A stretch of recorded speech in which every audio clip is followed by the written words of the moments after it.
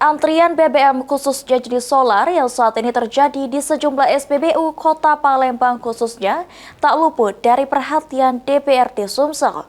Oleh karenanya, DPRD Sumsel dalam waktu dekat segera berkoordinasi dengan Pertamina terkait dengan masalah antrian BBM ini.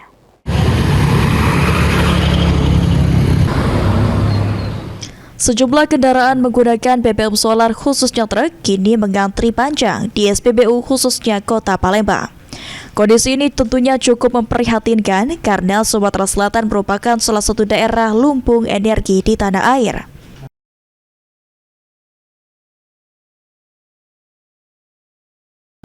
Menyikapi hal tersebut, Wakil Ketua DPRD Sumatera Selatan Nopianto mengingatkan Pertamina untuk dapat mengatasi antrian BBM yang sedang terjadi saat ini.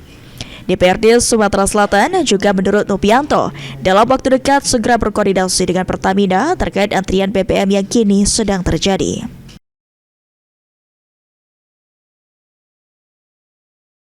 Apa yang menjadi kepentingan, apa yang menjadi aspirasi masyarakat Sumatera Selatan termasuk terkait dengan antrian BBM yang di akhir-akhir ini semakin terjadi.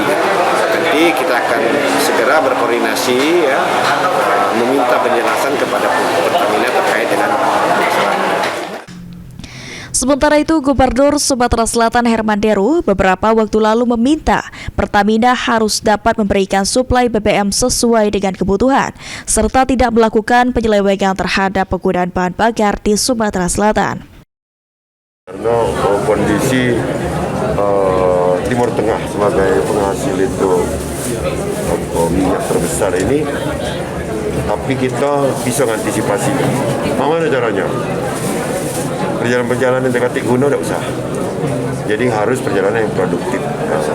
Terus aku minta juga Pertamina, selama ini bukan untuk diselewengkan BBM-nya. Jadi diselewengkan itu disalahgunakan ke penggunaan lain. Tolong disuplai sesuai kebutuhan.